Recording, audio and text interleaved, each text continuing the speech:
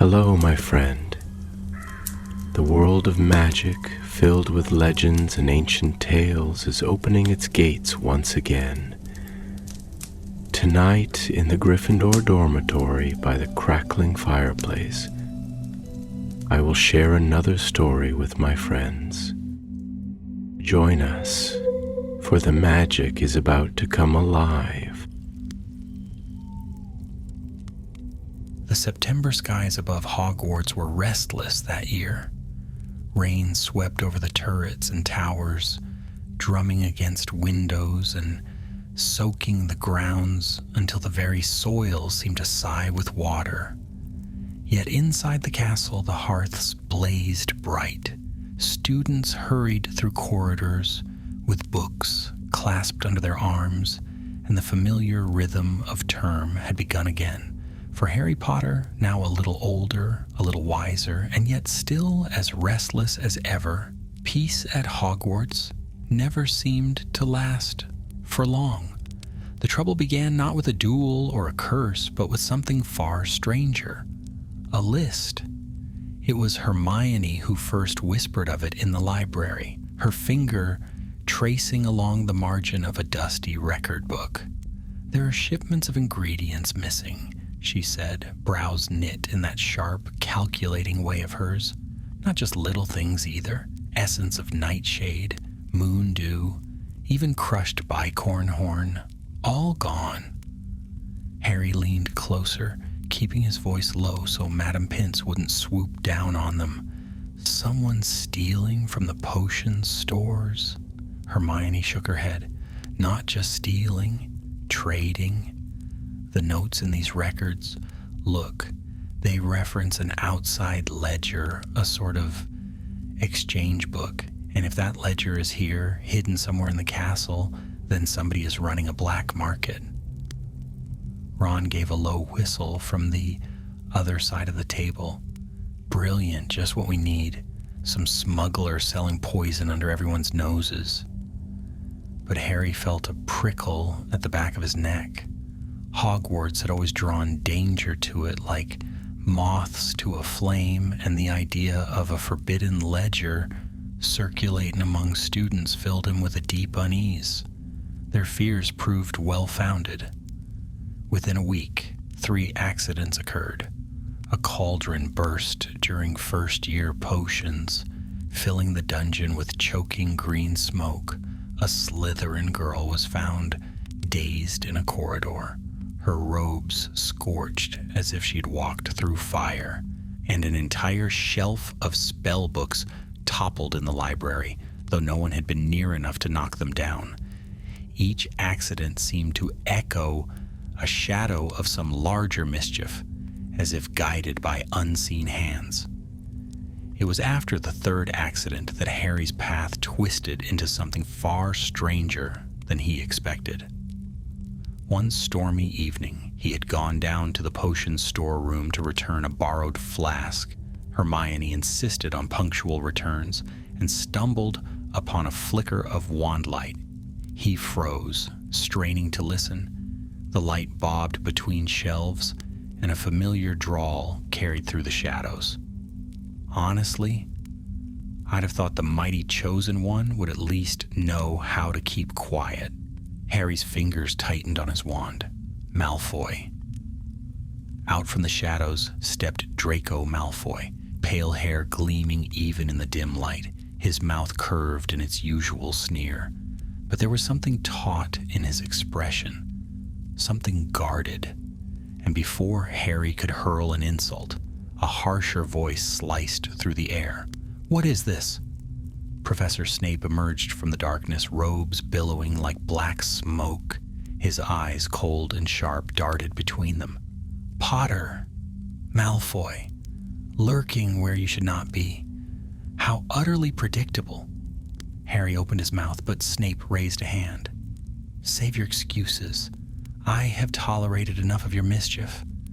Both of you are clearly tangled in this nonsense that plagues my storeroom, and since I'm not in the mood to waste my time chasing lies, you shall serve me better united than divided." Harry blinked. "United?" Snape's lips curled into something that was not quite a smile. "Yes, you too will find this ledger. You will uncover who dares to meddle in forbidden trades under my very nose, and you will do it together. Consider it punishment and a test." Draco bristled. "Professor, surely you can't expect me to—" "Silence," Snape hissed. His gaze swept between them, glittering like a knife edge. "The accidents are escalating.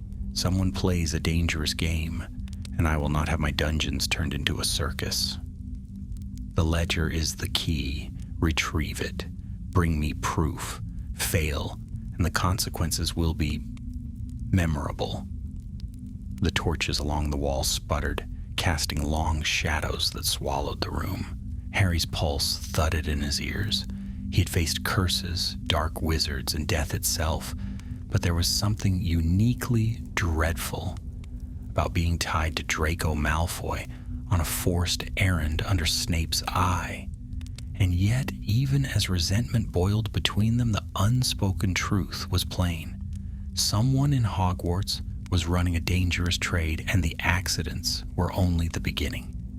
If the ledger remained hidden, worse might yet come. Harry met Draco's gaze, and for the briefest of moments neither sneered nor scowled. They were two boys, caught in a snare neither could escape. Their dubious cooperation had begun. The following morning dawned gray and dripping, the kind of weather that made the castle walls seem to sigh as though tired of standing for 1,000 years. The storm had rolled off into the distance, but its memory lingered in every puddle and in the wind that whistled through the cracks in the old stone. Harry trudged down to breakfast with Ron and Hermione, his mind heavy with Snape's command. He hadn't slept well. Every time he closed his eyes, he imagined Snape's thin smile, Draco's sneer, and the idea of being chained, figuratively, if not literally, to Malfoy for Merlin knew how long. "Why's your face like thunder?" Ron asked, scooping bacon onto a plate with careless speed. "You'd think you were the one who lost the Quidditch Cup." Harry muttered, "Snape." Hermione looked up sharply. "What's he done now?" Harry told them in as low a voice as possible about finding Malfoy in the storeroom, Snape catching them, and the punishment that followed. By the time he finished, Ron's fork clattered onto his plate. "You're joking," Ron said, loud enough that several second ears turned their heads. "You and Malfoy? Working together? That's worse than a week scrubbing bedpans with Filch." Harry grimaced. "Tell me about it." Hermione, however, didn't look nearly as outraged, her brow furrowed in thought, her eyes narrowing as she tapped the table with her finger. "Strange," she murmured. "Snape doesn't usually give punishments that constructive. He must truly be worried about this ledger, and if he's worried, then it's serious." "Serious?" Ron spluttered. "It's downright mental.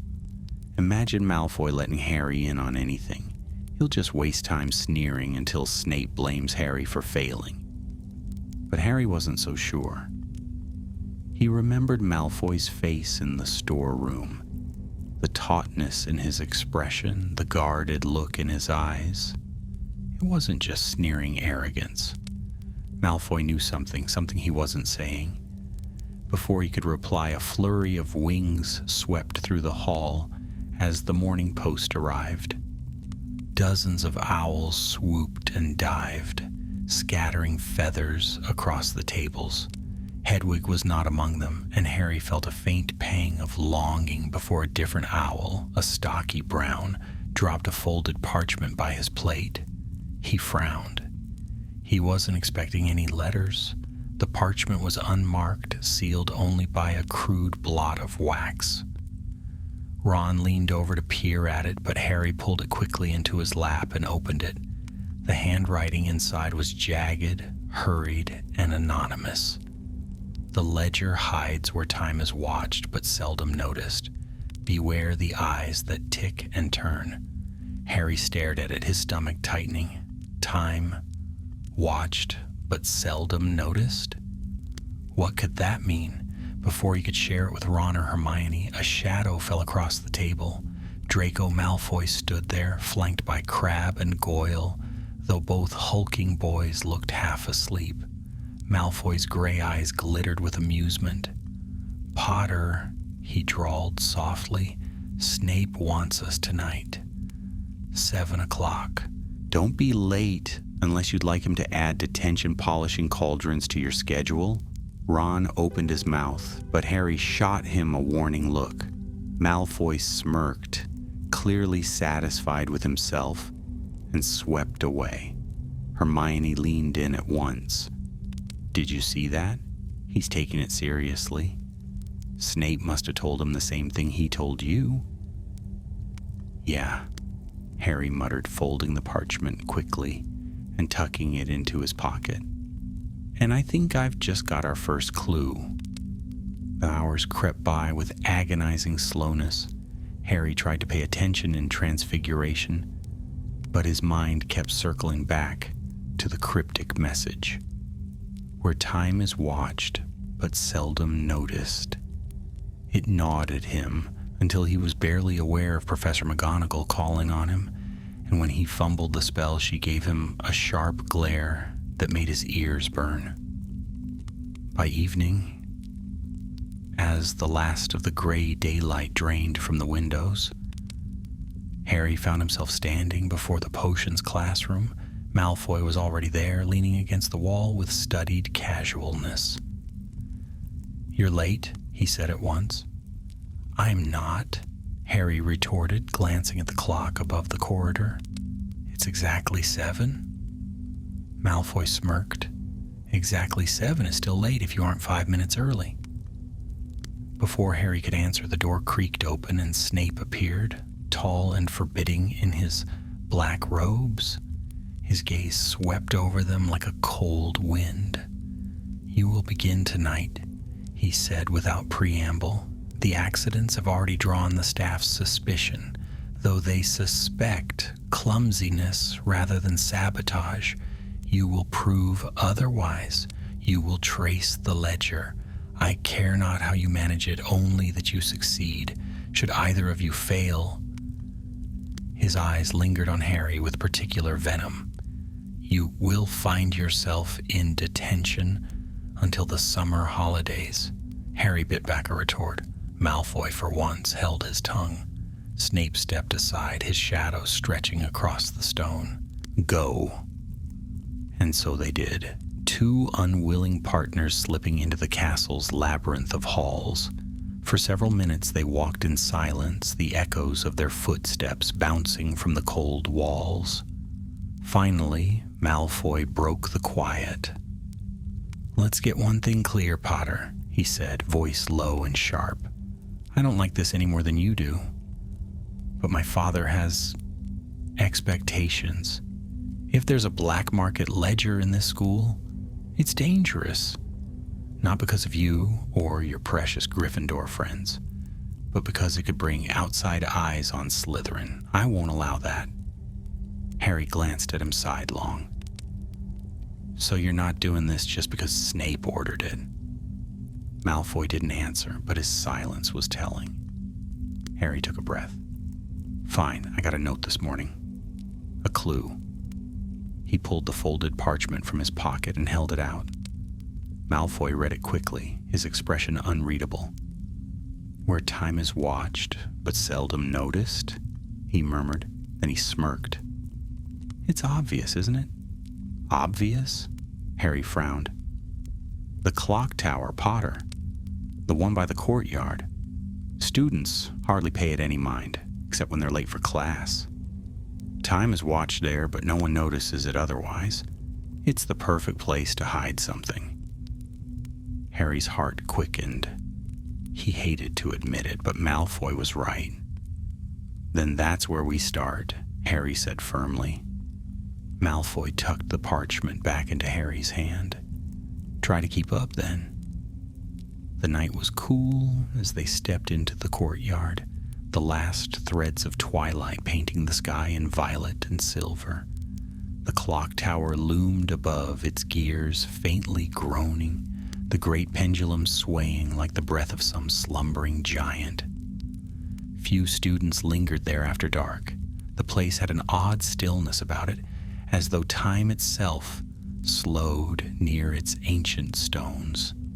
Together, Harry and Malfoy approached the tower doors. They creaked open with the groan of rusted hinges, and a faint chill swept over them. Inside, the air smelled of oil and old wood, of dust and machinery. Lantern light flickered along the walls, catching on gears and chains that turned ceaselessly, each cog grinding against the next, with patient inevitability. "Upstairs," Malfoy said, his voice echoing faintly. "If there's a hiding place, it'll be among the workings." Harry followed, his wand light bobbing as they climbed the narrow spiral staircase. The deeper they went, the louder the machinery became, until it was like standing inside the very heartbeat of the castle. At last they emerged into the gearworks. The chamber stretched high above them, filled with interlocking wheels, pulleys, and chains. Shadows danced across the machinery, giving the illusion that the tower itself was alive. And there, in the half-dark, something moved. Harry froze, wand raised. Malfoy caught his breath. Between two massive gears, parchment fluttered, not loosely, but as though caught in a current of invisible wind. It twisted and swirled, glowing faintly, words scrawled upon it in shifting ink. The ledger. They stepped closer, and as they did, the parchment quivered, and then split into dozens of smaller scraps, each darting into the air like startled birds. They whirled around the chamber, their inked words searing in flashes of green and red. Malfoy swore under his breath, "It's cursed." Before Harry could answer, the gears shuddered and the whole tower groaned. One of the chains rattled violently, and with a sickening lurch, a massive cog turned against itself, sending sparks flying. The ledger's fragments had awakened the tower's defenses, and they were no longer alone. From the shadows of the gearworks, shapes pulled themselves free, mechanical guardians wrought of clockwork, their eyes glowing like embers. One by one, they rose, gears grinding, claws snapping. Harry raised his wand. "Looks like cooperation starts now." Malfoy grimaced, but he lifted his wand too. "Don't slow me down, Potter." The first of the guardians lunged. The chamber seemed to shudder with life as the clockwork guardians advanced.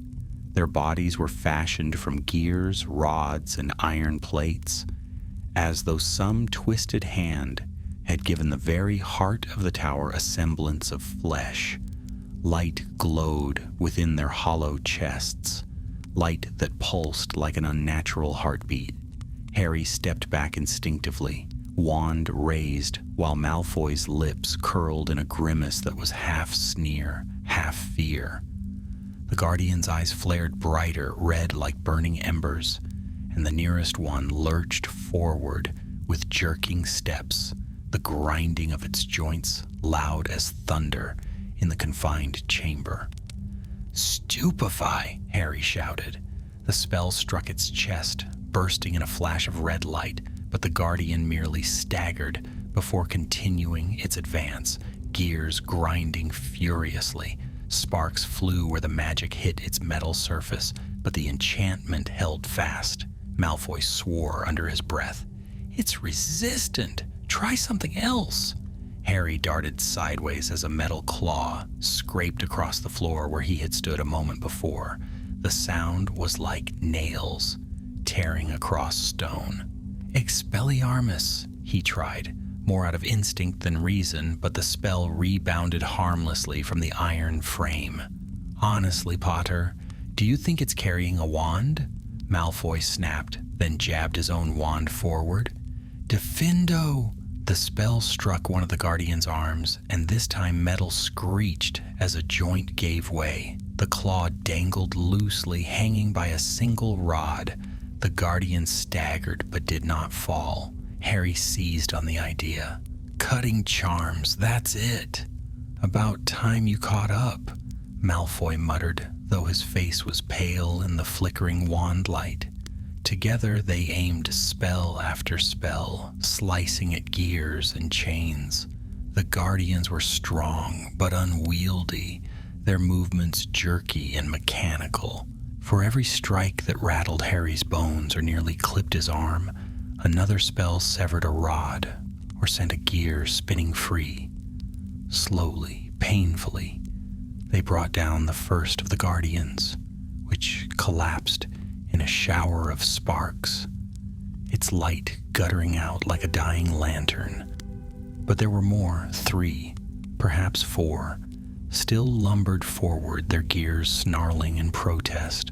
The scraps of the ledger, still glowing faintly, whirled through the air above them like moths caught in a storm. Each time Harry's wand passed near them, he felt a sting of static, as though the parchment itself fought to remain free. Accio! He tried desperately, aiming for the nearest scrap. The charm fizzled, the parchment spinning away with a mocking flutter. Malfoy ducked as a claw swiped over his head. His hair, usually immaculate, was already in disarray, strands falling across his pale forehead. It's warded. They won't come willingly. We'll have to take down the Guardians first. Harry gritted his teeth, raising his wand again. Sweat pricked his brow, and his arm ached from the rapid casting. They circled the chamber, dodging between massive gears that turned sluggishly, sometimes groaning as if alive.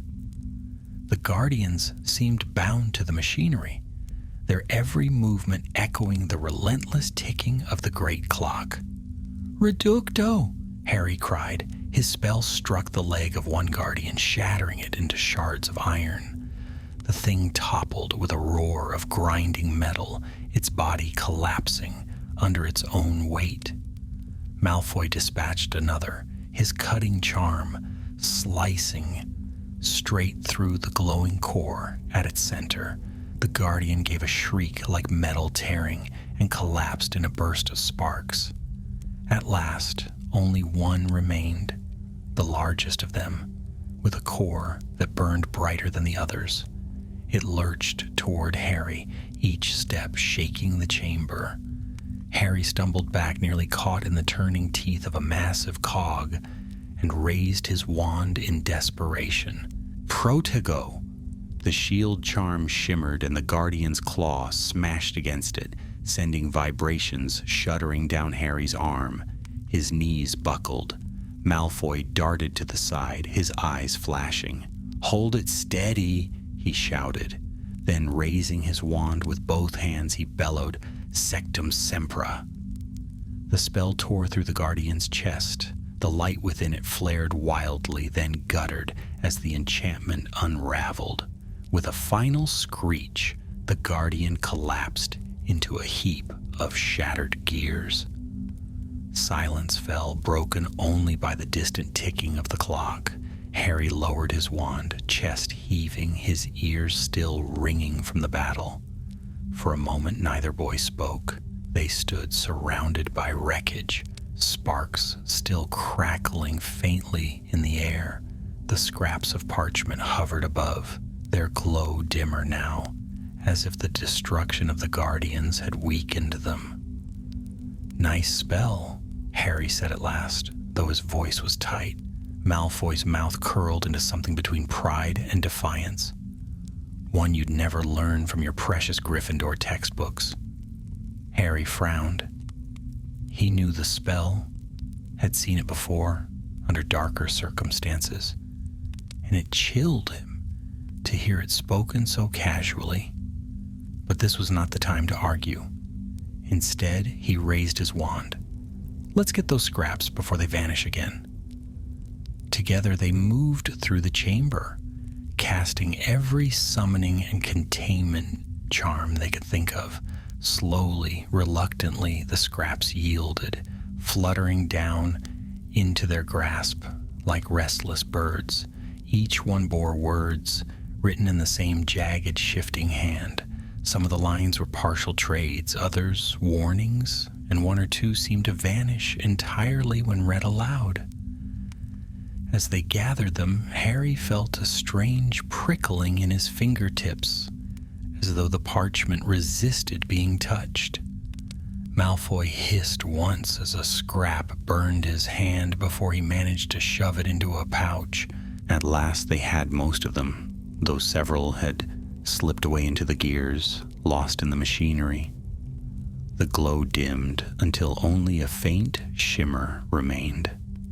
Malfoy held up the pouch with the captured scraps. "It's incomplete. Without the rest, Snape won't be satisfied." Harry glanced at the shattered guardians around them, the torn gears and scattered sparks. His body still trembled from the fight. "Then we'll have to keep looking. This ledger isn't just cursed, it's alive. Someone wanted it to defend itself." Malfoy met his gaze, his expression hard, which means whoever is using it is more dangerous than either of us thought.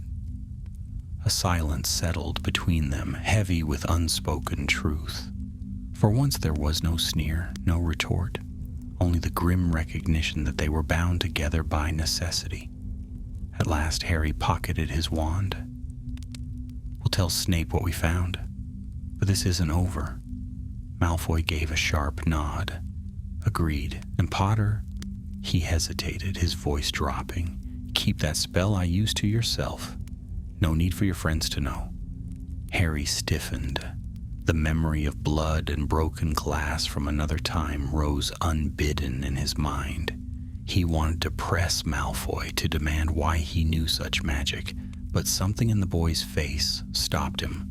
For once, Malfoy didn't look proud. He looked wary. Before Harry could reply, a faint rustling echoed through the chamber. Both boys froze. The remaining scraps of parchment were stirring again, faintly glowing as though tugged by invisible strings. And then, without warning, they darted upward, vanishing into a narrow crevice between two gears. Harry swore under his breath. "They're escaping again," Malfoy cursed, rushing forward, but the gap was too small for even the smallest hand to reach. They could only watch as the glow faded into the depths of the machinery. Harry's heart sank. They had won the battle, but not the war. Not the ledger still eluded them. The night air outside the clock tower felt sharp against Harry's skin, a damp wind cutting across the courtyard as he and Malfoy descended the spiral stair. His arms ached from spell work, and his robes were streaked with dust and grime. Yet the weight of the pouch Malfoy carried, stuffed with the glowing scraps of parchment, pulled at Harry's thoughts more than any exhaustion. They had survived, but the ledger was far from destroyed. Neither spoke as they crossed the courtyard. Only the distant call of an owl broke the silence. Harry kept replaying the fight in his mind. The Guardians' relentless advance, the parchment's resistance, and most of all the flash of Malfoy's curse, Sectum Sempra. It stirred unwelcome memories of bathroom tiles slick with blood, of Malfoy himself, crumpled in pain years ago. To see him wield it again, this time with precision and intent, made Harry uneasy. At last Malfoy muttered, "Don't look at me like that." Harry started. "Like what?" "Like you're weighing whether to run to Dumbledore's office with tales about dark magic." Malfoy's eyes glinted in the moonlight, gray and cold. "Snape gave us a task. I did what was necessary." Harry clenched his jaw. "Necessary doesn't make it right." For a heartbeat, Malfoy's face flickered, as if he might snap back with one of his usual barbs. But he didn't. He only tightened his grip on the pouch and walked faster, boots striking against the stone path with sharp finality. They reached the potions classroom just past midnight. The dungeon door loomed dark and unwelcoming, as if daring them to enter. Malfoy knocked once, curt and efficient. After a long pause, the door swung open. Snape stood there, pale and severe, the lamplight glancing off his sallow face. His eyes swept over them, lingering briefly on Harry's dirt-streaked robes. Enter. They stepped inside. The dungeon smelled strongly of brewed potions. Sharp herbs and metallic tangs mingled with something darker, acrid. Candles burned low along the shelves, throwing long shadows across jars of pickled roots and powders. "Well," Snape said softly, his voice carrying the menace of a drawn blade. Malfoy set the pouch upon Snape's desk. The professor unfastened the clasp, long fingers withdrawing the scraps of parchment. For a moment, silence hung heavy as he examined the jagged writing. The ink shimmered faintly in the candlelight, shifting as though the words were alive. Snape's eyes narrowed. So, the ledger was not a mere rumor. Harry took a breath. It was in the clock tower, Professor, but it wasn't intact. When we approached, it broke apart and summoned guardians, mechanical things, cursed into life. We managed to collect some of the pieces, but others escaped deeper into the gears. Snape's face darkened, though his voice remained even. "Guardians, you say?" "Yes, sir," Malfoy said quickly, his tone clipped but steady. "Constructs of metal and enchantment, designed to keep intruders away." Snape regarded him for a long moment. Harry thought he saw the faintest flicker of pride in Snape's gaze, though it vanished as swiftly as it came. "You destroyed them?" "Yes, sir," Malfoy replied. Snape placed the scraps back into the pouch with careful precision. "Incomplete, but enough to confirm what I feared. This ledger is no mere collection of trades. It is bound by an enchantment that feeds on secrecy. The more forbidden the exchange, the stronger it grows. That someone has smuggled such an object into this school is unacceptable." Harry swallowed. "Who could have brought it in?" Snape's eyes flashed. "That is what you are going to discover." Harry stared. "Us? Again?" Snape's expression sharpened. "Do you think I would entrust this matter to bumbling Aurors or meddling ministry clerks? They would shut down the school before they uncovered so much as a shoe print." "No, Potter. You and Malfoy will continue. You have seen what the ledger can do. You have survived its guardians. That alone makes you the best tools at my disposal." Harry bristled. "We're not tools." Snape's mouth curled into something like a smile, though it held no warmth. "You are whatever I require you to be. Do not mistake this for choice." The candle flames guttered as if stirred by a sudden draft.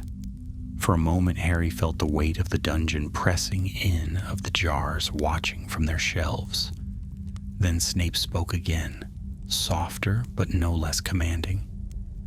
"You will track the escaped fragments. They are drawn to those who crave power, wealth, or secrecy. Already they may be seeking new hands to serve. If the ledger completes itself again, accidents will become catastrophes." Harry exchanged a wary glance with Malfoy. For once, the Slytherin's face mirrored his own unease. Snape gathered the pouch and swept toward a locked cabinet. With a flick of his wand, the door opened, revealing shelves lined with dangerous relics. Cracked vials, books bound in strange leathers, and an assortment of artifacts that seemed to hum faintly in the air. He placed the pouch carefully within, locking it with 3 different charms. When he turned back, his robes whispered against the floor like restless shadows. Go. Rest if you can. Tomorrow you will begin again. And Potter, Harry stiffened. Do try not to get yourself killed. It would be tiresome to explain to the headmistress. The dismissal was clear. Harry and Malfoy left in silence, the dungeon door closing behind them with a resounding thud. The corridor outside felt lighter, though the torches flickered dimly. Malfoy released a breath he seemed to have been holding. He's not telling us everything. Harry snorted. When does he ever? No, Malfoy said sharply, his eyes narrowing. Think about it, Potter. He knew of the ledger. He suspected it was real. He even knew what it could do. Yet he didn't warn the staff, or even Dumbledore. Harry cut him off, irritation rising. Dumbledore's gone, Malfoy. Don't act as if you're the only one who remembers. For a moment, something flickered across Malfoy's face. Something almost like guilt. But he pressed on, voice firm. My point is this. If Snape knew about the ledger, then he knows more about who brought it here. He's using us, Potter. To find proof he doesn't want to look for himself. Harry couldn't deny it. The thought unsettled him more than he cared to admit. They walked in silence until the corridor forked. Slytherin dungeon one way, Gryffindor tower the other. Malfoy paused. Tomorrow night. Same time. We'll start at the Owlery. If those scraps are drawn to secrecy, there's no better place. Harry frowned. Why the Owlery? Malfoy gave him a thin smile. Because, Potter, where better to hide trades and bargains than in letters flying through the sky? Trust me, if anyone's been using the ledger, there'll be signs there. With that, he turned and strode toward the dungeon, his robes swirling behind him. Harry watched him go, unease coiling in his stomach. Malfoy was hiding something. Of that he was certain. Yet strangely, he also seemed determined. Not for Snape, and not for himself alone. Harry sighed and made his way back to Gryffindor Tower. By the time he gave the fat lady the password and climbed into the common room, the fire had burned low, casting embers across the stone hearth. Ron was asleep in an armchair, mouth slightly open, while Hermione sat curled on the sofa with a book, her eyes snapping up the moment she saw Harry. Well? She whispered, closing the book at once. Harry hesitated, glancing around the room. A few students dozed in corners, but no one was near enough to hear. He sank into the seat beside her and told her everything: the Guardians, the scraps, Snape's orders. By the time he finished, Hermione's face was pale. This is dangerous, Harry. Cursed ledgers, enchanted guardians. If the fragments seek people out, who knows what harm they could do? I know, Harry muttered. He rubbed his eyes wearily, but Snape's forcing me and Malfoy to keep going. Malfoy? Ron mumbled sleepily from his chair. His eyes cracked open. You're working with Malfoy now? Did I dream that, or did you actually say it? Harry gave a humorless laugh. You didn't dream it. Ron groaned and flopped back. This term just keeps getting worse. But Hermione's gaze was intent. Then you'll need help. Malfoy can't be trusted, and Snape even less. Tomorrow we'll find another way into the clock tower. Maybe there's something hidden you missed. And if the ledger's fragments are seeking new hosts, we should try to predict where they'll go. Harry looked between his two friends, warmth stirring through his exhaustion. Whatever Snape demanded, whatever danger awaited, he would not be alone. Still, as he climbed the dormitory steps later and collapsed into bed, one thought lingered like a shadow. The ledger was not just an object, it was a living force. And forces like that never rested quietly for long. Morning broke with a pale drizzle that misted across the castle windows, blurring the view of the grounds. Harry woke to the muffled sounds of footsteps in the dormitory and the smell of toast drifting faintly from the great hall below. For a fleeting moment, he wished the day were ordinary, filled with lessons, Quidditch practice, and homework that Hermione would pester him to complete. But the weight of Snape's task pressed on him like a stone in his pocket. At breakfast, Ron wolfed down eggs while muttering complaints about the dreary weather. Hermione, however, was watchful, her eyes flicking from Harry's face to the Slytherin table, where Draco Malfoy sat, pale and composed, as if he hadn't fought for his life in the clock tower the night before. "He looks smug," Ron muttered through a mouthful of toast. "Smug and sneaky as usual. I don't know how you can stand to work with him, Harry. I'd hex him before I shared a parchment." Harry lowered his voice. "It's not as if I wanted to. Snape's forcing it." Hermione leaned forward, her voice sharp but quiet. "That's what worries me. If Snape is making you work with Malfoy, there's a reason he hasn't told you. And reasons Snape keeps hidden are never good." Harry sighed, staring down at his untouched porridge. "Malfoy thinks the fragments will head for the Owlery. He wants us to go there tonight." Hermione's eyes widened. "The Owlery? That makes sense. Hundreds of letters pass through every day. Secrets, trades, family business. If the ledger feeds on secrecy, that's the perfect place." Ron groaned. "Brilliant. More midnight adventures in towers. Just once, couldn't cursed magical objects hide somewhere warm, like next to the kitchens?" Despite himself, Harry grinned. The familiar banter steadied his nerves. Still, the day dragged by. In defense against the dark arts, Professor Flitwick had them practicing shielding charms, but Harry's mind wandered. He kept imagining scraps of parchment fluttering through the rafters, slipping into letters as they were tied to owl legs, spreading their curse across the wizarding world. By the time the final bell rang, he felt wrung out, both from spellwork and worry. That evening, as twilight deepened into indigo, Harry slipped from Gryffindor Tower with his cloak draped over his arm.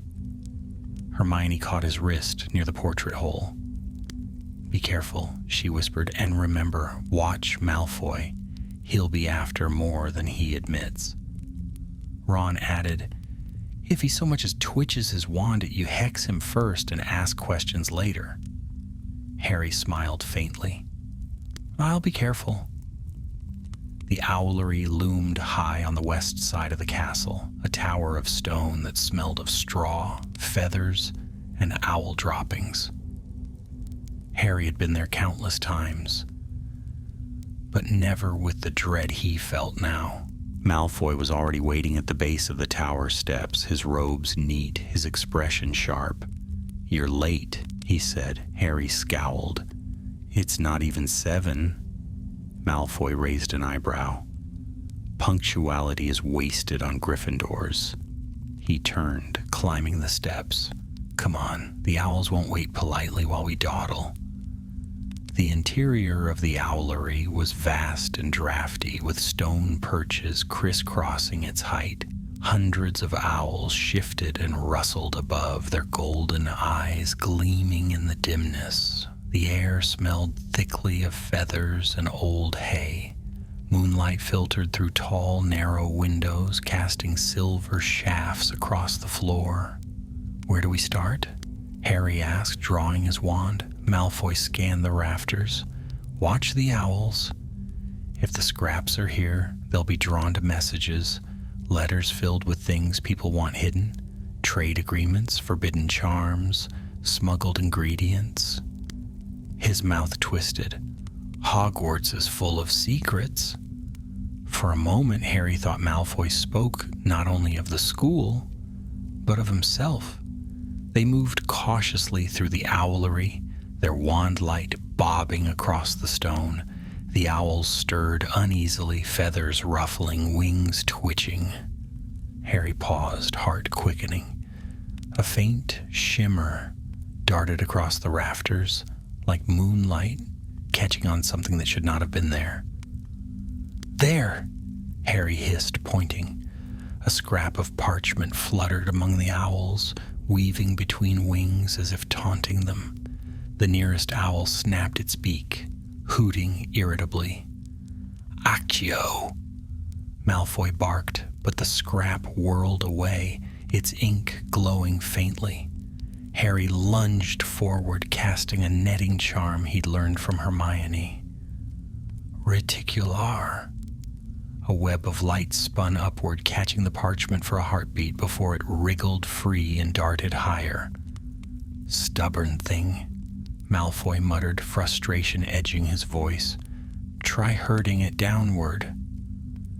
They circled the chamber, casting charm after charm, the scrap flitting just out of reach. And then, without warning, it dove. A large barn owl gave a startled hoot as the parchment pressed itself against its leg. The bird shuddered, its eyes glowing faintly green before it took off, wings beating wildly. Harry's stomach dropped. "It's possessing the owl." "Don't let it escape," Malfoy shouted. They bolted for the window as the barn owl streaked toward it. Harry flicked his wand desperately. Impedimenta. The spell struck, slowing the bird mid-flight. It flapped sluggishly, hooting in distress, and Malfoy seized the moment. With a sharp gesture, he cast a binding charm, glowing ropes of light looping around the owl gently, pulling it back toward them. The parchment peeled away from its leg with a hiss, curling in the air like smoke. Harry lunged, snatching it between his fingers. Pain seared his hand, and he gasped, stuffing the scrap into his pocket before it could escape again. For a moment, silence reigned, broken only by the restless shifting of the other owls. Harry cradled his burned fingers, glaring at Malfoy. "That nearly got out of the castle. If it had attached to a letter—" "I know," Malfoy said shortly. His pale face was tight, yet gray eyes unusually serious. "But it didn't. We stopped it." Harry wanted to argue, to snap back with all the frustration boiling inside him. But Malfoy was right. They had stopped it. Barely. Before either could speak further, a new sound filled the owlery, the creak of the door opening below. Footsteps echoed on the stairs. Harry and Malfoy exchanged alarmed looks. "Hide!" Malfoy hissed. They darted into the shadows between the perches, just as two figures emerged into the moonlit chamber. Harry's heart gave a violent lurch. It wasn't Filch or a professor. It was two students. One was a lanky Ravenclaw boy, clutching a bundle of parchment. The other, a younger Slytherin Harry vaguely recognized, kept glancing over his shoulder nervously. "You're sure this is the right place?" the Ravenclaw whispered. "Yes," the Slytherin hissed. "Leave it on the perch. He said the owl will come." Harry's blood ran cold. They were conducting a trade, here in the owlery. And if the ledger's fragments were drawn to secrecy, this was exactly the sort of bargain they would seek. Beside him, Malfoy's face had gone pale, but his eyes glittered with something sharp and calculating. "Who are they meeting?" Harry whispered. Malfoy didn't answer. He leaned forward, every muscle tense, his wand trembling slightly in his hand. The two students set the parchment bundle on a perch. For a moment, nothing happened. Then a shadow flickered outside the window, and a dark owl, larger than any Harry had seen, swooped in, its feathers gleaming like polished obsidian. It landed silently, eyes glowing faintly red. The younger Slytherin flinched. Is it supposed to look like that? The Ravenclaw shoved him. Don't ask questions, just leave it. Harry's pulse hammered. The owl bent, its beak snapping the bundle, and in that instant, one of the escaped scraps darted from the rafters, fusing itself to the parcel. The glow flared, sickly and bright. Malfoy stiffened. We can't let it leave.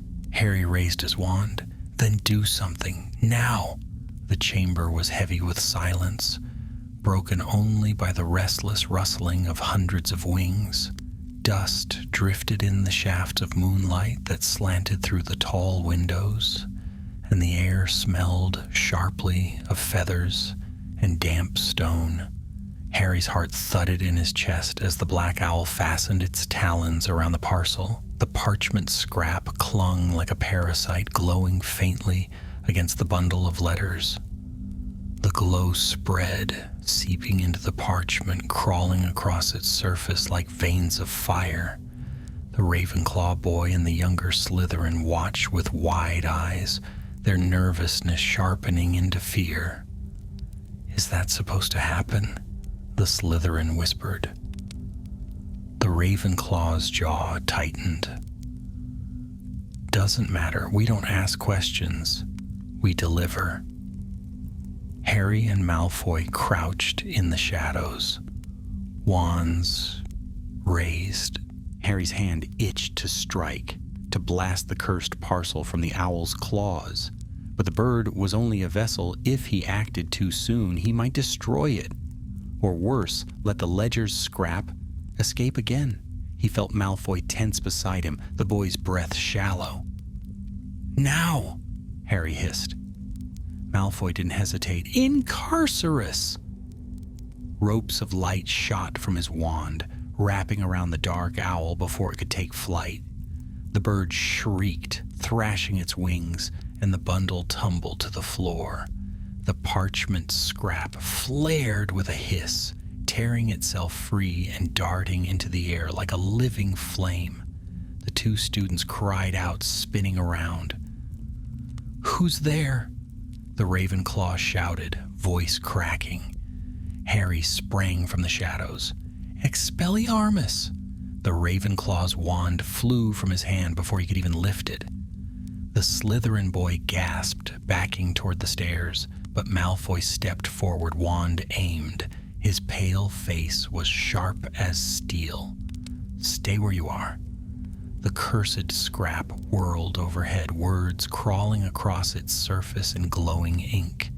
It darted between the rafters, faster than before, as if feeding on the fear that filled the room. Harry raised his wand, eyes following its flicker of light. Gotta trap it, he muttered, or it'll vanish again. Then hurry, Malfoy snapped, his gaze flicking between the two terrified boys and the parchment above. I'll deal with them. Harry focused, sweat beading his brow. Constringo. A net of blue light spread upward, but the parchment slipped through the gaps like smoke. It dove toward the parcel again, wrapping itself around the bundle of letters with renewed force. The black owl screeched, thrashing harder against its glowing bonds. Finite, Harry cried, dissolving the ropes, just as the owl would have torn its wings. The bird bolted upward in a whirl of feathers, vanishing into the night sky through a high window. But the parcel, cursed and glowing, remained. Malfoy barked another spell. Protego totalum! A shield flared around the bundle, crackling as the parchment tried to seep outward. Sparks flew where ink pressed against the barrier. The Ravenclaw boy, shaking, took a step forward. You don't understand. We were told—" "Silence!" Malfoy snapped, his voice ringing with authority. "You've no idea what you've meddled with." Harry knelt beside the parcel, his wand hovering uncertainly. The glow pulsed like a heartbeat, each throb stronger than the last. He could feel it pressing against his skin, whispering faint words in the back of his mind. Temptations, trades, promises, knowledge you seek, secrets untold, power bought with parchment and quill. Harry flinched, shaking his head. "It's speaking," he said hoarsely. "It's trying to tempt me." Malfoy's face twisted. "Then don't listen." The younger Slytherin boy's voice broke in, trembling. "We weren't hurting anyone. We just left things like we were told. The owl comes, the bundle's gone, and sometimes money shows up. That's all." Harry's stomach churned. "You were feeding it. Every secret, every forbidden trade strengthens it. Do you realize what this could do if it spreads?" The Ravenclaw's eyes darted between them. "We didn't know." "No?" Malfoy cut in coldly. "You knew enough? You knew it was forbidden? That was enough to stop? If you had sense?" Harry wanted to argue, wanted to point out that fear and ignorance drove students to foolish choices every day, but there was no time. The cursed glow swelled, pressing against Malfoy's shield with alarming force. "It's breaking through," Malfoy hissed. "Then we end it now," Harry said. He raised his wand, recalling every counter-curse Hermione had drilled into him. Collegatus! Silver light wrapped the scrap like chains, binding it tighter against the parcel. Malfoy added his own charm, green ribbons of light, reinforcing the hold. The parchment shrieked, not with sound, but with a tearing vibration that set Harry's teeth on edge. The owls above stirred restlessly, wings beating in panic. The glow flared once more, and then collapsed inward, the scrap dissolving into ash. The parcel fell limp on the floor. Harry sagged, his knees trembling with relief. He reached for the bundle cautiously. The parchment inside was scorched, but ordinary now, the cursed scrap gone. Malfoy lowered his wand, his face pale but resolute. "That's 2 fragments contained, but it's still not whole." Harry nodded grimly. "And if the rest are out there, they'll find more students like these to use." The Ravenclaw and the Slytherin stood frozen, eyes wide with terror.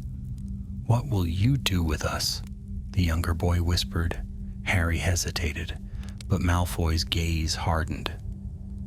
"We'll hand you to Snape." The Ravenclaw blanched. "No, you can't. He'll expel us." Malfoy's lip curled.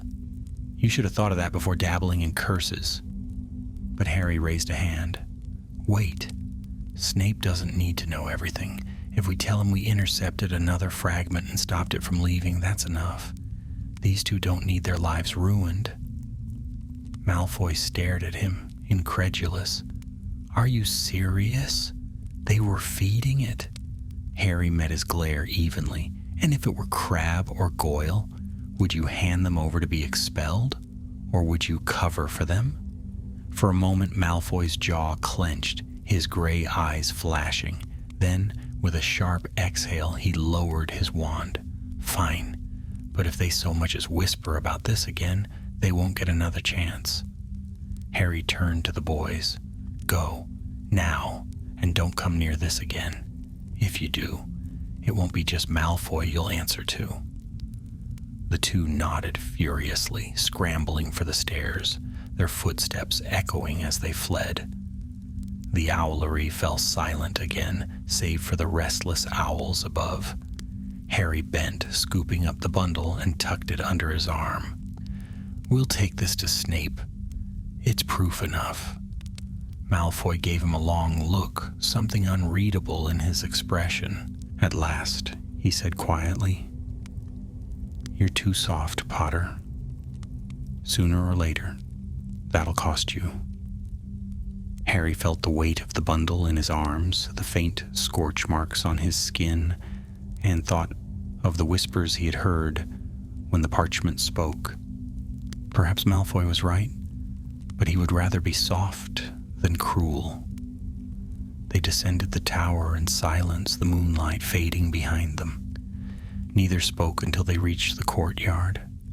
Malfoy finally broke it, his voice clipped. This ledger is more than a curse. It wants to be whole, and someone brought it here knowing exactly what it would do. Whoever that is, they won't stop until they've used it. Harry nodded slowly. The night seemed colder than before, the stars sharper against the black sky. Then we'd better stop them first. The dungeons were quieter than usual that night, their torches flickering low as Harry and Malfoy walked the long corridor towards Snape's office. The bundle weighed heavily in Harry's arms. Though the cursed scrap had dissolved into ash, he could still feel its presence, as if some faint whisper clung to the parchment inside. Malfoy walked briskly beside him, his face pale and expressionless, though his grip on his wand was tight. The door to Snape's office creaked open before they could knock. The professor stood framed in the doorway, his black eyes sweeping over them with sharp impatience. Well? Harry held out the bundle. We found another fragment. It tried to bind itself to a parcel of letters in the owlery. Snape took the bundle with long fingers, setting it upon his desk. His wand flicked once, and the room filled with faint green light as he muttered incantations. The glow revealed lingering traces of the ledger's magic, curling like smoke over the parchment. Snape's expression tightened. Persistent. It has begun attaching itself to trade, precisely what I feared. He turned, his robes whispering against the floor, and deposited the parcel in the same locked cabinet where the first scraps rested. Harry watched him carefully. It's feeding on secrets, isn't it? That's why the fragments seek out trades, bargains, anything hidden. Snape's head inclined slightly, though his eyes did not meet Harry's. Correct. A ledger is nothing without secrets. But this one does not merely record. It binds, Potter. Once written, a pact cannot be undone. That is its true danger. Malfoy spoke up for the first time, his voice low but steady. So the trades we intercepted weren't just foolish errands. They were contracts. Binding contracts. Exactly. Snape's gaze flicked to Malfoy, lingering for a fraction too long. And you would do well to remember that such magic is not without consequence. Harry frowned. But who brought it here? Students wouldn't smuggle in something like this on their own. Someone's directing it. Snape's expression darkened, his eyes narrowing. That is what you are to discover. The fragments will continue to seek hosts until they are contained. You will follow their trail. Harry bristled. You keep saying we. Why us? Why not alert the staff? Snape's lip curled. Because, Potter, the moment the staff believes a cursed ledger prowls this castle, panic will follow. Every corridor will be filled with gossip. The fragments will scatter beyond control, feeding on the very fear you wish to avoid. The silence in the office thickened. Harry clenched his fists, but Malfoy spoke before he could. We've captured 2 fragments. That means others remain. Where do you expect us to search next? Snape's gaze sharpened. Fragments are drawn to power and secrecy. The owlery was obvious. Now I suspect the library. His eyes flicked to Harry. Restricted section, of course. Harry stiffened. You mean tonight? Snape's expression did not change. Tomorrow. I will not have two exhausted fools bungling spells and collapsing among the shelves. Rest. Tomorrow you continue." The dismissal was clear. Harry and Malfoy left in silence, the door shutting behind them with a heavy thud.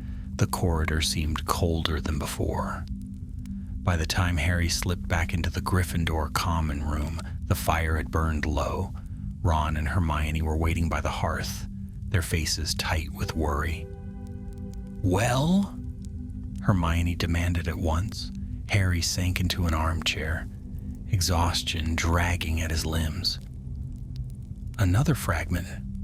In the owlery, it nearly escaped on a parcel of letters. Malfoy and I stopped it."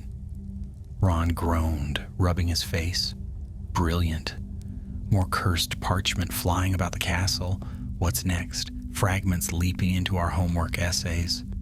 But Hermione leaned forward, her eyes sharp. "Harry, this proves what I thought. The ledger is feeding. Every bargain, every secret trade gives it strength. And if Snape suspects the library..." Her voice trailed off, but Harry understood. The library's restricted section was filled with dark knowledge, spells too dangerous for ordinary study. If a fragment of the ledger bound itself to a book there, the results could be disastrous.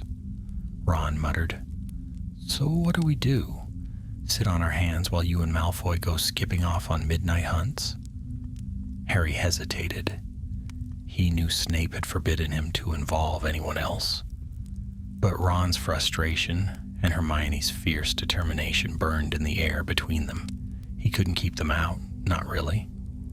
"You're right," he said at last, his voice low. "We can't trust Snape, and we can't trust Malfoy. If fragments are still loose, we need to be ready. Hermione, you know the library better than anyone. Maybe you can find records, spells, anything that connects to ledgers or cursed contracts." Her eyes lit with grim resolve. "I'll start tonight." "And me?" Ron asked, though he already sounded wary. Harry managed a small grin. "You'll help Hermione keep Madame Pince distracted if she catches her sneaking around." Ron groaned again, but without much fight. The next day passed in uneasy blur. Harry endured classes half aware, his mind consumed by the task ahead. Snape had given him no choice but to work with Malfoy, but he felt steadied knowing Hermione and Ron were preparing their own path. When evening fell, the trio made their quiet preparations. Hermione packed parchment and ink, muttering about spell references. Ron slipped a bag of chocolate frogs into his pocket for emergencies. Harry carried nothing but his wand, which felt heavier than ever in his hand. As they parted near the portrait hole, Hermione gripped Harry's arm. "Be careful. If a fragment's hiding in the library, it will use the books themselves against you." Harry nodded, her words settling like a weight in his chest. "I'll manage. Just don't get caught." When Harry met Malfoy in the corridor that night, the Slytherin boy looked as polished as ever, though faint shadows marked his eyes. "Ready?" Malfoy asked curtly. Harry nodded, though his stomach twisted. Together they slipped through the silent halls, the flickering torchlight stretching their shadows long upon the walls. The library loomed ahead, its tall doors shut, its windows dark. Malfoy's wand flicked. Alohomora! The doors creaked open and the vast library spread before them, shelves upon shelves vanishing into shadow, the air thick with the scent of parchment and dust. At the far end, behind a chained gate, lay the restricted section. Harry's pulse quickened. The very air seemed to hum, heavy with the weight of secrets. Somewhere in those shelves, a fragment waited. "Stay sharp," Malfoy whispered. "The ledger knows we're coming." Harry stepped forward, wand raised. The silence of the library was absolute, broken only by the faint creak of wood and the occasional scuttle of a mouse. Shadows stretched across the floor like long fingers. And then, faint as a sigh, Harry heard it. Words, whispered from nowhere, curling around the air like smoke. Promises. Power. Bound by ink. He swallowed hard, glancing at Malfoy. "Did you hear that?" Malfoy's face was pale, but his eyes gleamed. "Yes, it's close." Together they moved toward the restricted section, the whispers growing louder with each step. The iron gate of the restricted section loomed before them, its black bars crisscrossed with chains. A heavy lock, etched with protective runes, sealed it shut. The gate itself seemed to hum faintly, as if resentful of their presence. Harry's hand tightened on his wand. "How do we get in?" "The last time I came here, I had to borrow a note from a professor." Malfoy smirked faintly, though his voice was hushed. "Fortunately for you, Slytherins have a knack for circumventing locks. Move aside." He raised his wand and murmured a spell too low for Harry to catch. The runes along the lock flickered once, protesting before they dimmed into nothing. With a slow creak, the gate swung inward. Harry frowned. "What spell was that?"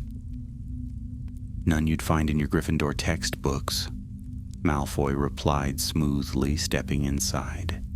Harry bit back a retort and followed. The restricted section was colder than the rest of the library, its shelves looming high above them. Dust hung thick in the air, and the books themselves seemed to stir faintly as they passed, whispering in voices too low to understand. Chains rattled softly, binding certain volumes shut, while others pulsed faintly with their own inner glow. The whispers that had guided them here grew clearer now, though they shifted in pitch and tone like many voices speaking at once. Pacts written, bargains kept, power paid in silence. Harry shivered. "It's here." Malfoy's gray eyes scanned the shelves. "Spread out. The fragment will be drawn to the darkest knowledge. Contracts, curses, bindings. Look for movement." Harry moved down a narrow aisle, the shelves towering over him. His wand light cast long shadows, and he could feel the books watching, their chained spines vibrating faintly. A title glimmered in faded gold as he passed, The Art of Unbreakable Vows. Another, bound in thick leather, hissed faintly when his light fell upon it. The whispers grew louder. His heart hammered as he reached the end of the aisle, where a single book lay unchained upon a pedestal. Its cover was cracked and blackened, its pages yellowed with age. Faint letters shimmered across the surface, lexicon of secret oaths. The glow of cursed parchment flickered above it. A fragment hovered there, its words crawling like living insects. "Malfoy," Harry called. The Slytherin came quickly, his wand raised. His face tightened at the sight. "It's trying to bind itself to the book." As they watched, the scrap pressed itself against the open page. Ink bled outward like spilled oil, seeping into the parchment, twisting the text. The book shuddered. Its pages flipped violently as if a wind howled within it. The chains on nearby volumes rattled in protest. Harry lunged forward. "Expelliarmus!" The spell struck, but the fragment clung tighter. The book gave a shriek, an awful tearing sound, and the ink writhed into shapes. Dark hands of script crawled up from the pages, clawing toward him. "Protego!" Harry cried, and the shield flared just in time. The script hands scraped against it, letters burning into the surface before fading. Malfoy shouted, "We have to rip it free before it fully binds." He slashed his wand. "Diffindo!" The spell cut through the tendrils of ink, scattering letters across the floor like beetles. The fragment writhed, shrieking silently. Harry darted closer, summoning chains from the air. Incarcerus! Ropes of light wrapped the parchment, struggling to hold it, but the book fought back. Its pages flew wider, and the words inside rose into the air, forming jagged spectral shapes. Figures made of script staggered from the pedestal, phantoms bound in lines of ink, their eyes hollow, their mouths filled with twisted words. They advanced, each step echoing like quills scratching on parchment. Harry's blood ran cold. It's bringing the book to life. Then we destroy it, Malfoy snapped. The first phantom lunged. Harry fired a stunning spell, but it passed straight through, scattering letters that quickly reformed. The creature's claw of ink raked against his shoulder, searing like fire. He gasped, stumbling back. Not physical, magical, Malfoy shouted. He slashed his wand again. Incendio! Flames roared, licking across the phantom's chest. This time it screamed, its body unraveling into curling smoke before dissolving entirely. Harry seized on the idea. Incendio! The second phantom writhed as fire caught its form, burning away the cursed words that bound it. More rose from the book, but together Harry and Malfoy cast flame after flame, their wands blazing in the gloom. Smoke filled the air, acrid and thick, and the shelves shuddered as if in protest. At last, only the fragment remained, writhing against Harry's magical bonds. It pulsed violently, trying to tear free. The book shuddered beneath it, glowing with dark energy. Malfoy's face was white with sweat, his hair damp. We have to sever it. Together. Harry nodded. They raised their wands, pointing directly at the cursed scrap. Reducto! They shouted in unison. Twin blasts of light struck the fragment. It shrieked, the sound splitting Harry's skull, and then exploded in a shower of ash. The book shuddered once more before slamming shut, smoke curling from its edges. Silence fell, broken only by Harry's ragged breathing and the faint crackle of dying flames. The chains on the surrounding shelves stilled, the whispers fading into uneasy quiet. Harry staggered, leaning against the pedestal. That's 3. Malfoy's eyes flicked to the smoking book. And each one is harder than the last. Whoever set this curse knew exactly what they were doing. Harry wiped soot from his face.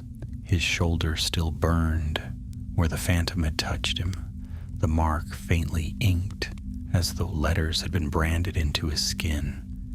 He pulled his sleeve down quickly, hiding it.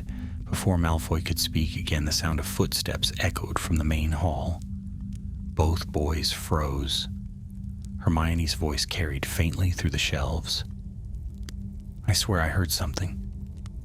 Ron groaned. Hermione, if we get caught in here... Harry's stomach dropped. It's them, he whispered. Malfoy's eyes narrowed. You told them? No, Harry said quickly. They came on their own. The footsteps drew closer, and lantern light bobbed through the shadows.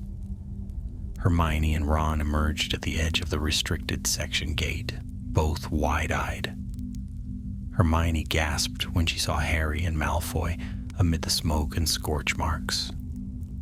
Harry, what happened? She whispered, her face pale. Malfoy's lips curled. Perfect. Now the Gryffindor sidekicks are involved. Ron bristled at once. Sidekicks? You slimy little... Enough, Harry snapped, his voice harsher than he intended.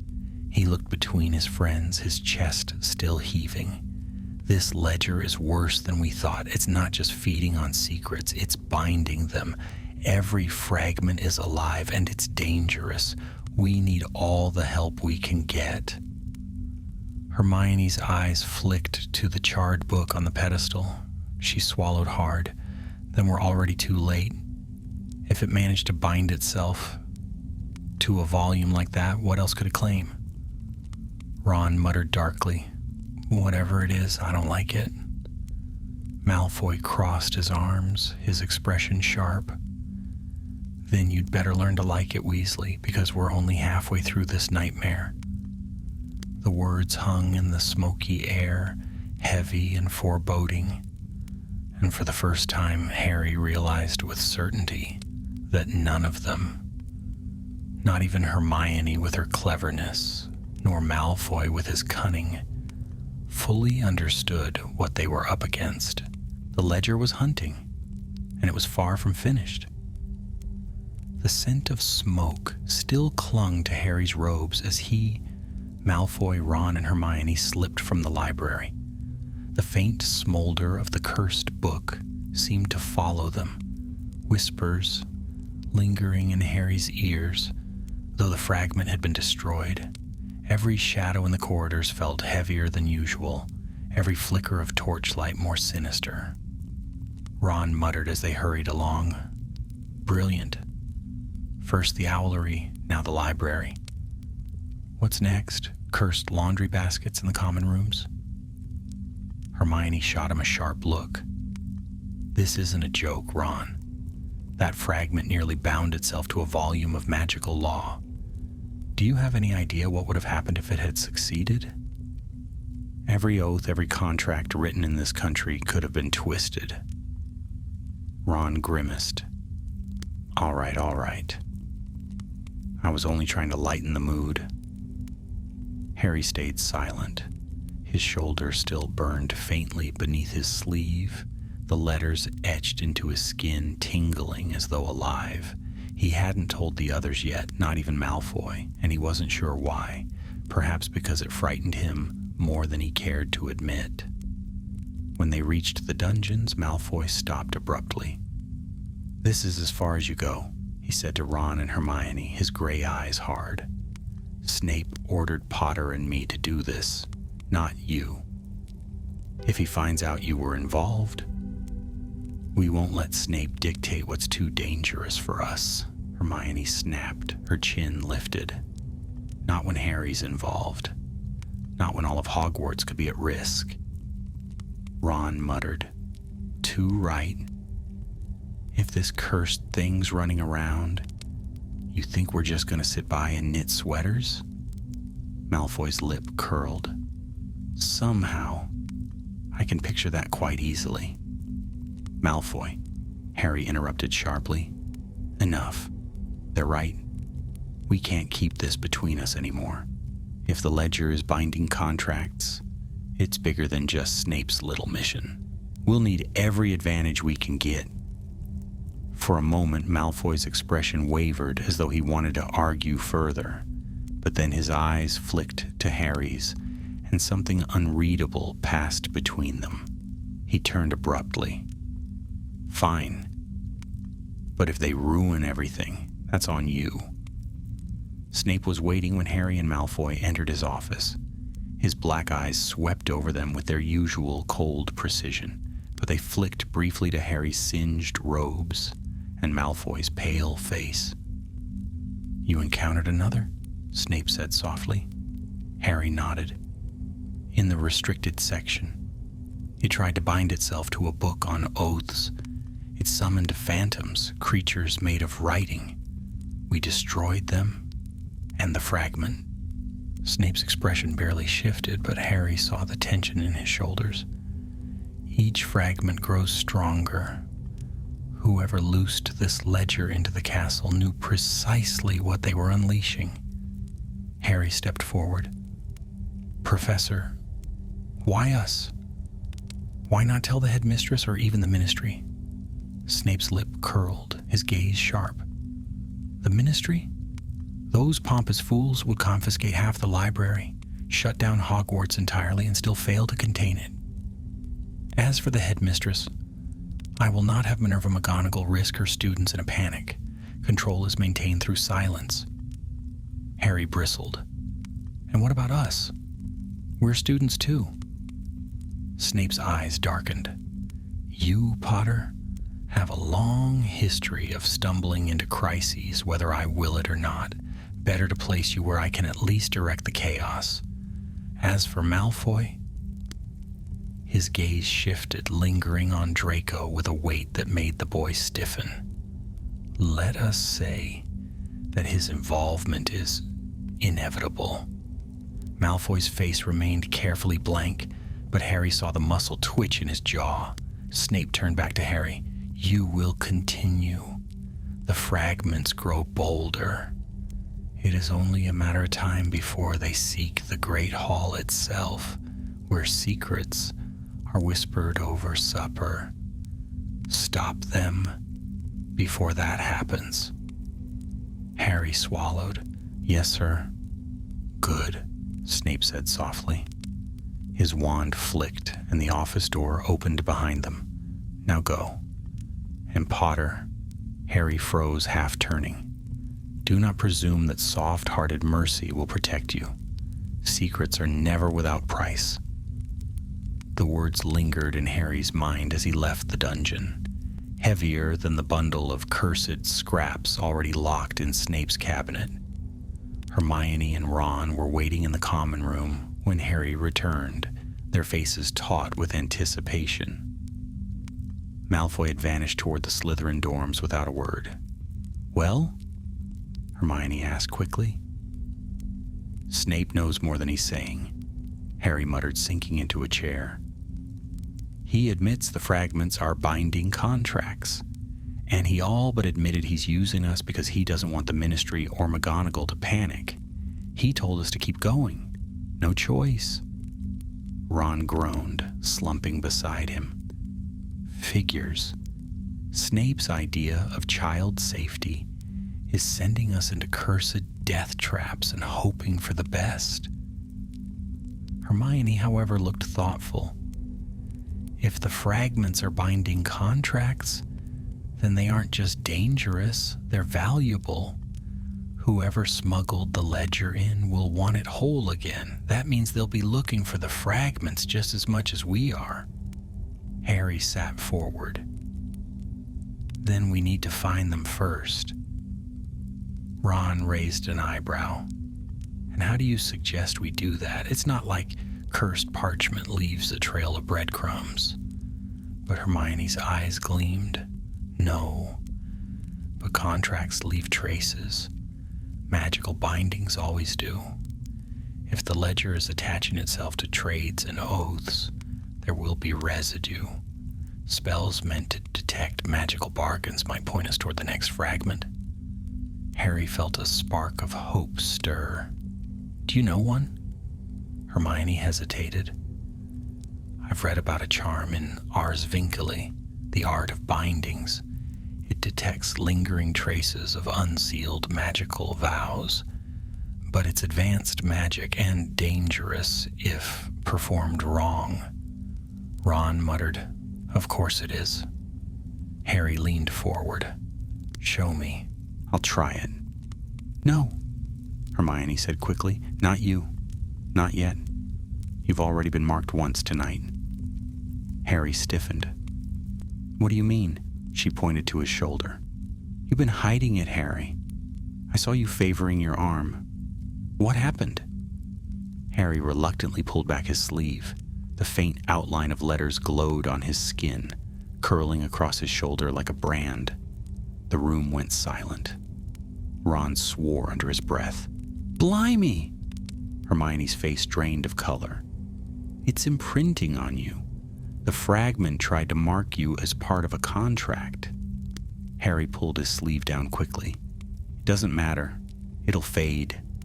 Hermione shook her head. No, Harry. Marks like that never fade completely. You're bound to it now in some small way. That makes you a target. The fire crackled in the hearth, filling the silence that followed. Harry stared into the flames, his chest tight. He remembered the whispers, the temptations that had brushed against his mind. Secrets had power, and now one of them had him. Ron finally broke the silence. So what? You're cursed. And Malfoy's acting like Snape's favorite spy, and Hermione's planning to dabble in dangerous magic to track flying parchment. This is getting worse by the hour. Harry stood abruptly. Then we don't waste time. Hermione, find the spell. Ron, keep watch. If the fragments are hunting for power, we need to find them before they find us. Hermione's eyes gleamed with grim resolve. I'll start tonight. The castle slept restlessly that night. In the Gryffindor common room, Hermione bent over her parchment, scribbling notes furiously by wand light. Ron dozed uneasily nearby, chocolate frog wrappers scattered around him, and in his dormitory, Harry lay awake, staring at the ceiling, his shoulder burning faintly with letters that pulsed like an echo of the ledger's whisper. Somewhere in the castle, other students were making bargains they thought were harmless. Scraps of parchment stirred in the shadows, seeking them out, and far below, in his dungeon office, Snape sat alone before the locked cabinet, his black eyes fixed upon the faint green glow seeping from within. The morning after the battle in the library dawned deceptively calm. Pale light spilled across the long tables of the great hall, glinting off goblets and plates of porridge. Laughter rose from the Hufflepuff table, Ravenclaws bent over their morning scrolls, and the Slytherins whispered in their usual knots. Harry sat between Ron and Hermione, his spoon unmoving in his bowl. His shoulder ached, the faint brand of letters prickling beneath his robes like a secret he could not ignore. Across the hall, Malfoy sat surrounded by Crabbe and Goyle, though his posture was stiff, his eyes distant. Harry suspected Malfoy was thinking of the fragments too, even if he would never admit it. Hermione leaned close, her voice low. I found the charm. Vinculum Revelare. It's old. Roman in origin, it detects the echoes of unsealed vows. If we cast it near where a fragment has been, it should glow and guide us. Ron muttered, should? I don't like that word. Hermione frowned. It's the best chance we've got. If we don't get ahead of this, the ledger will complete itself, and then Hogwarts won't be able to contain it. Harry opened his mouth to reply, but the words were drowned by a sudden commotion at the staff table. Professor McGonagall had risen to her feet, her sharp eyes fixed on a group of fourth years near the middle of the hall. Gasps rippled through the room. A parchment had appeared on the table between the students, glowing with sickly green light. The ink writhed across its surface like living worms, forming jagged words that shifted too quickly to read. The students shrank back, terrified. Harry's blood ran cold. A fragment. In the middle of breakfast, the parchment flared brighter, and with a crack like splintering wood, a wave of force burst outward. Dishes clattered, goblets toppled, and candles guttered in their holders. The students screamed. Get back! McGonagall cried, sweeping her wand. She conjured a shimmering shield that enclosed the table, but the parchment pressed against it with alarming strength, its glow spreading across the barrier. Ron leapt to his feet. That's it, isn't it? Another one. Harry's heart hammered. Yes. And it's stronger. Across the hall, Malfoy had risen too, his wand already in his hand. Their eyes met across the chaos, and without a word, they began moving toward the danger. Hermione caught Harry's arm. You can't just charge in. Harry shook her off. If it binds itself to someone here, it won't matter how many shields McGonagall casts. The three of them pushed through the panicking crowd. Malfoy met them at the edge of the shield, his face pale but determined. "About time," he muttered. "We end this before it spreads." Hermione raised her wand. "Together, then. On my mark." But the fragment struck first.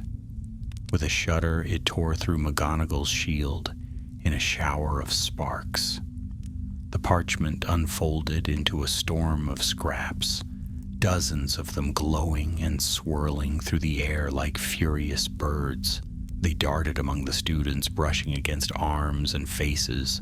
Wherever they touched, faint glowing marks bloomed on the skin, half-finished letters, attempts at binding. The hall erupted into screams. Harry shouted, "Stun them before they latch on." He fired a spell at one of the scraps, stunning it midair. It fell to the floor and dissolved into ash. Malfoy slashed his wand, conjuring a whip of fire that seared through 3 at once. Hermione cast nets of light, trapping clusters of scraps together. Ron swung his wand wildly, blasting them with reductor curses that shook the benches. Still, there were too many. The scraps swirled higher, joining together in a storm that blotted out the enchanted ceiling. The ink upon them glowed brighter, forming words that twisted into sentences. All secrets must be bound, all oaths sealed, all power paid in ink. Harry's scar prickled faintly, though he knew this was not Voldemort's doing. The ledger had its own hunger, its own will. He could feel it pressing at his mind, tugging at the mark on his shoulder. "Potter!" Malfoy shouted over the din. "It's drawn on you! That mark, it's calling them!" Harry staggered as the scraps wheeled downward toward him, their words searing the air. He raised his wand desperately. "Protego Maxima." A dome of golden light flared around him. The scraps battered against it, their whispers piercing his skull. He could feel their words pressing at his thoughts. Promises, bargains, temptations. Hermione rushed to his side, her eyes wide. "Harry, focus, don't let it in." Ron swung his wand at the circling scraps. "What do we do? There's too many." Malfoy's eyes narrowed, his wand steady. "We bind them with each other. Force the fragments into a single form before they scatter again." Harry gritted his teeth. "How?" Malfoy raised his wand high. "Like this. Vincio confluo." Green chains of light shot upward, lashing around the scraps. They resisted, shrieking silently, but Hermione added her own spell, golden cords weaving among Malfoy's. Harry joined them, pouring his will into the incantation. Ron, muttering a curse under his breath, followed suit. Together, their magic wove into a net that dragged the scraps inward, forcing them into a single mass. The words on their surfaces burned brighter, clashing and twisting. For a heartbeat, Harry feared they would explode. Then the scraps fused. The storm collapsed into a single parchment, larger than the rest, glowing with violent light. It thrashed in the magical chains, its ink twisting into jagged shapes. The air vibrated with its fury, the tables rattling beneath the strain. "Now!" Hermione shouted. "Destroy it!" All 4 raised their wands. "Reducto!" The blast of combined magic struck the parchment. It gave a final, wrenching shriek and shattered into ash. The silence that followed was deafening. The students huddled at the far end of the hall, eyes wide with terror. Professors clustered near McGonagall, their faces pale. The staff table was a chaos of overturned dishes and scorched wood. Smoke drifted from the ashes that settled on the floor. Harry lowered his wand, chest heaving. His mark burned hotly beneath his sleeve, the letters glowing faintly as if echoing the destruction. He pulled the fabric down quickly, hiding it. Malfoy sagged against the nearest bench, his breath ragged. His pale face was slick with sweat, but his eyes still gleamed with grim determination. Hermione stared at the ashes, her expression grave. That wasn't just a fragment. That was a gathering of them. They're trying to reunite. Ron muttered, and we're supposed to keep stopping them until when? Until the whole blasted ledger shows up and eats the castle? Harry looked toward the staff table. McGonagall's sharp eyes met his across the room. For once, her face was unreadable, though the tightness around her mouth spoke volumes. Snape stood beside her, his black gaze fixed on Harry. For a fleeting moment, Harry thought he saw something in that gaze, not pride, but a kind of grim acknowledgement. Then Snape turned away, his robes swirling. Harry exhaled shakily. The great hall was scarred, but the students were safe. For now, Hermione's whisper carried only to the four of them. The ledger knows you, Harry. That mark, it's why it came for you. You're bound to it now. Harry clenched his fists. Then we end it before it ends me. The ashes stirred faintly on the floor, carried by an invisible draft. For an instant, a single glowing scrap glimmered among them before vanishing into nothing. The fight was far from over. The great hall had scarcely settled before the summons came. Harry had known it would. He had felt Snape's eyes on him through the smoke and chaos. Now, as night wrapped around the castle, Harry walked the familiar, dreaded corridor to the dungeons, Ron and Hermione close behind, Malfoy striding ahead with his robes sweeping the flagstones. Snape's office door swung open before they knocked. Inside, the chamber glowed dimly with green light. The locked cabinet was pulsing, the scraps inside stirring restlessly as though they sensed what had transpired in the hall. Snape stood beside the desk, tall and forbidding. His black gaze fell on them, sharp as blades. "You brought the fight into the great hall," he said softly. "Bold, foolish." "We didn't bring it," Harry retorted. "It came for me." Snape's eyes narrowed. "Yes, the mark." Harry stiffened. "You knew?" "Of course I knew." Snape's voice was low, deadly calm. "The moment it touched you, you became a tether. The fragments are drawn to their keeper. They will pursue you until they are whole again." Ron swore under his breath. "That's brilliant, absolutely brilliant." Hermione's face was pale, her voice trembling but steady.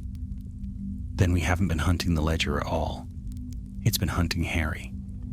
Snape inclined his head. "Precisely." Harry felt cold settle in his stomach. "Then what do we do?" Snape's eyes glittered. "We end it. Tonight. The fragments have gathered enough strength. They will try to reform the ledger fully before dawn. When they do, we must be there." "Where?" Malfoy asked quickly, his voice sharp. Snape turned toward the cabinet. "The heart of the castle. The clock tower where you first found it. Time and secrecy are bound together. That is where the ledger will make itself whole." Harry felt the faint burn of the mark on his shoulder. Deep inside, he knew Snape was right. The four of them left the dungeons together, their footsteps echoing in the silent halls. Hermione clutched her wand tightly. Ron muttered nervously under his breath, and Malfoy's face was set in pale determination. Harry walked at the front, the weight of the mark dragging at him like an invisible chain. When they reached the courtyard, the clock tower loomed above, its gears grinding faintly, its pendulum swinging like a heartbeat. The moon shone through broken clouds, painting the stone in silver. The doors groaned open of their own accord. Inside, the air was thick with magic. Scraps of parchment swirled through the gearworks, glowing with green and red light. They circled one another like birds of prey, colliding, fusing, pulling apart. Words hissed across the air, too many voices to follow. At the center of it all, upon the great platform beneath the gears, the ledger was forming.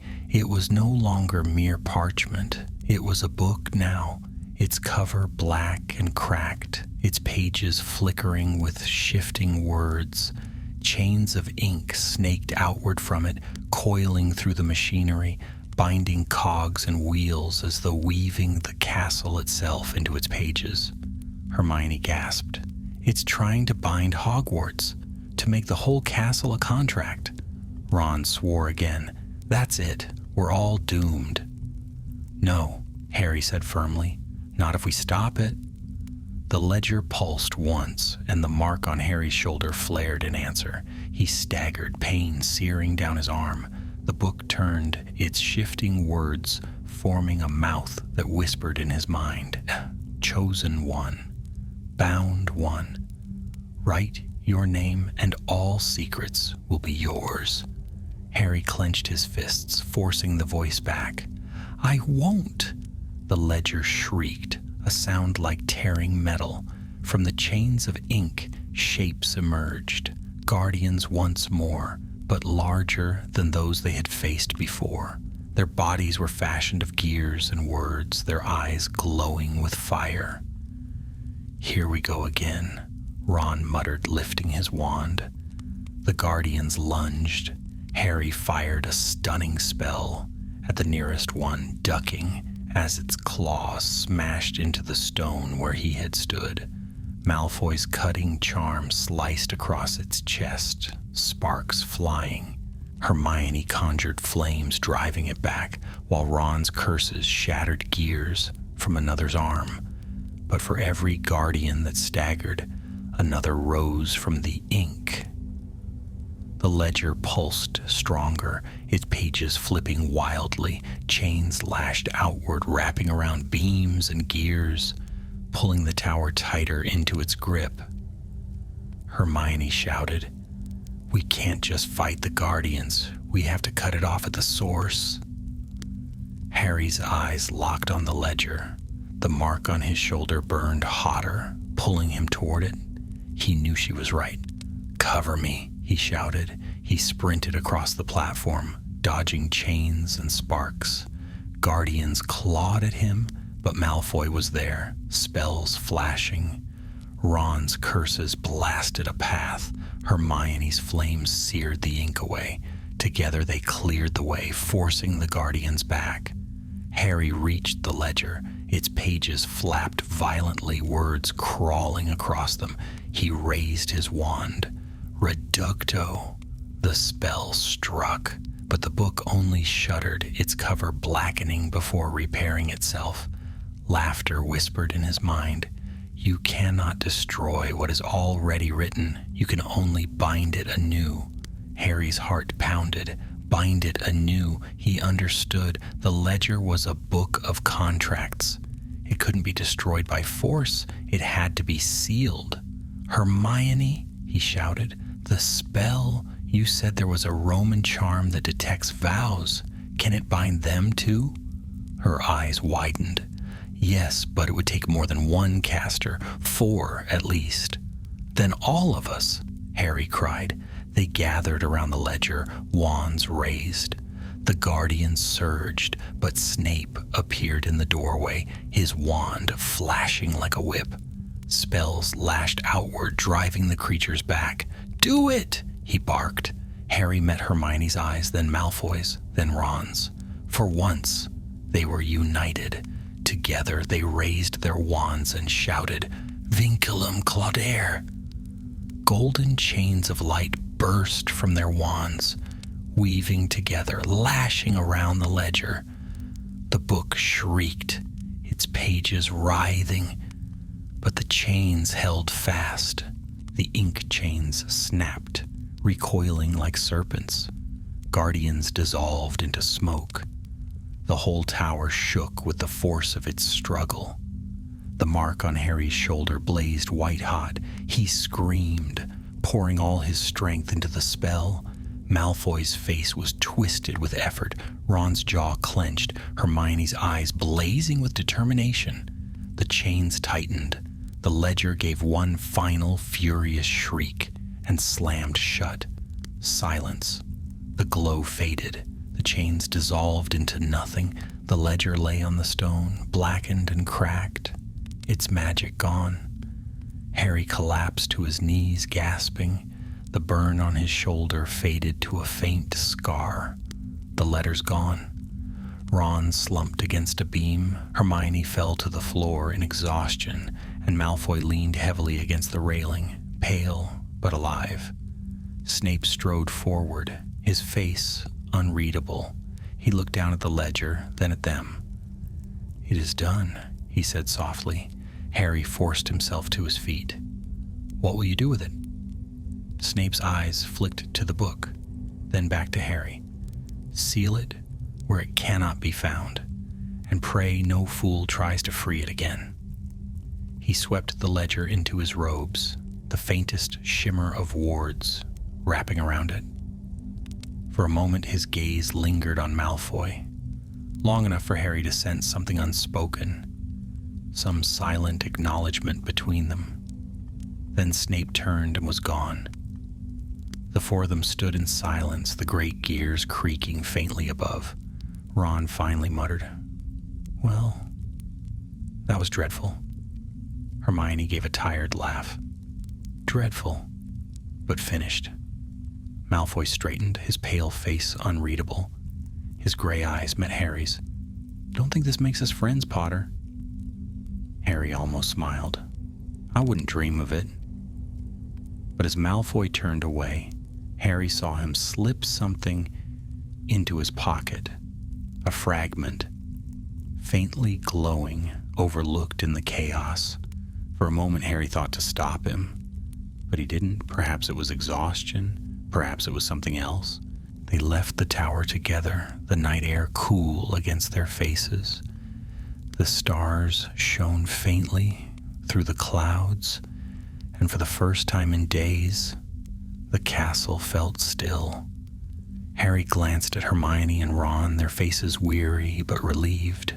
Then he looked back at Malfoy, walking a few paces ahead, his shoulders taut, the secret weight of the fragment in his pocket. The cooperation had been dubious indeed, but it had saved them all, for now.